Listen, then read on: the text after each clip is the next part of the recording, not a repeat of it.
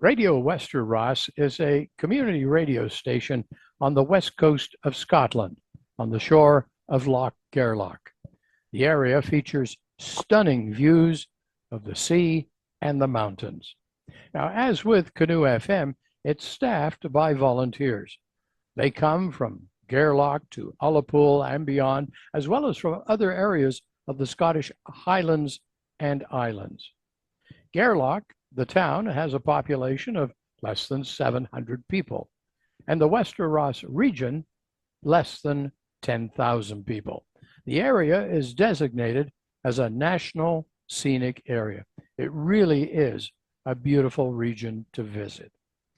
Colin Irvine, a Royal Mail carrier by occupation, is one of the numerous volunteers at Radio Westeros. Colin and his wife are residents of Gairloch.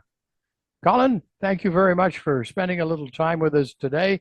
We appreciate you helping us celebrate World Radio Day. Thanks for coming. That's no problem. Who wouldn't want to celebrate radio? Absolutely, absolutely. And I know you love your work as a volunteer. Do you look forward to it on a regular basis? All the time, yeah. The privilege to broadcast to my listening public, as it were, is just that. It's a privilege and one that I enjoy very much. Now, Colin, as host on the community radio station on the west coast of Scotland, what do you see as the importance of community radio, and in particular for Gairloch and the region it serves? Well, the importance for me is that we can react to local issues and social media content quickly and in a manner that, of course, keeps within impartiality guidelines and the likes. It's also amazingly important to have local content, as more and more of stations are now getting swallowed up by the big conglomerates, and it's going to a national generic mix of news that doesn't really affect the local people.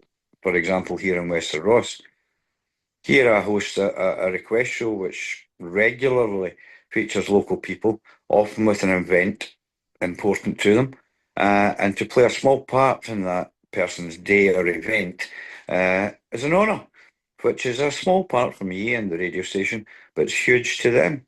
So you just don't get that on national radio, I'm afraid. Absolutely. And Colin, I know in recent days, last week or two, you've had a mix of rather interesting weather. You had a fair bit of snow and some ice on the roads. And I gather that Radio Westeros was able to really lend a hand to let people know what the conditions were like. Oh, very much so. We can let the listening public know that the schools are closed or open. We can let them know if the buses are running.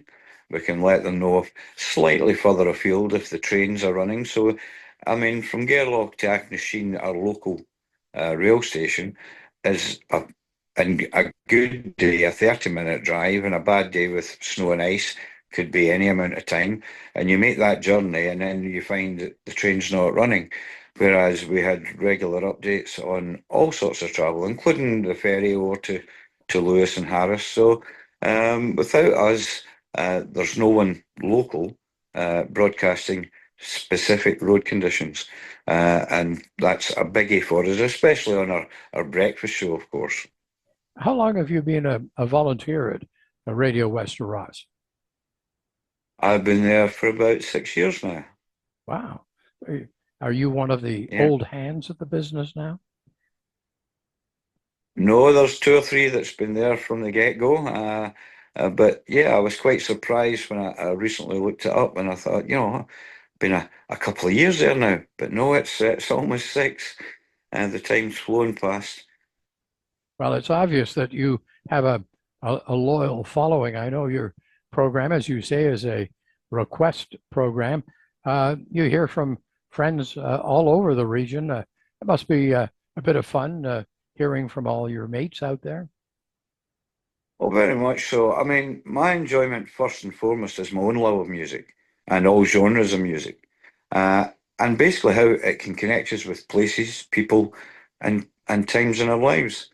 The added bonus for me is I connect in a very positive and fun way with my listeners, and many of those are local.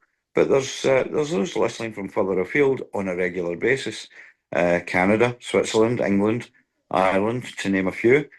And folks listen, and folks request, and folks let me know they're listening and don't request, which is always good because you then have a feel for your listeners. Um, and it's a regular requesters, and from here and from those places I've just mentioned. And I get such a buzz playing requests for these wonderful loyal listeners, connecting them with their loved ones, creating new memories, etc. As I said earlier, it's an incredible, incredible privilege to be allowed to be on Radio Westeros and connecting with these people and being involved in a small part of their lives. Well, And here we I get are celebrating World Radio Day. And as you have just said, it's a real privilege to be a part of the radio business. When you think about radio in the broader scheme of things, how do you feel radio fits with all the media that we have at our availability today? I think for me, I just taking a little glimpse into what I do. I listen to the radio every morning, um, mainly for the local content. I will then maybe switch to a streaming service and listen to something I haven't listened to before, or check out stuff for future radio shows. Um, I'll jump back into radio in the evening time for an hour or two, and that's most days. And I think an awful lot of people, they maybe don't want to sit and make up a playlist.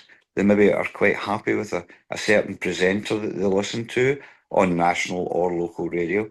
And it's still a very vibrant media outlet for so many people. And I would imagine that's the same worldwide. So radio's here. I hope it's here for a long, long time to come.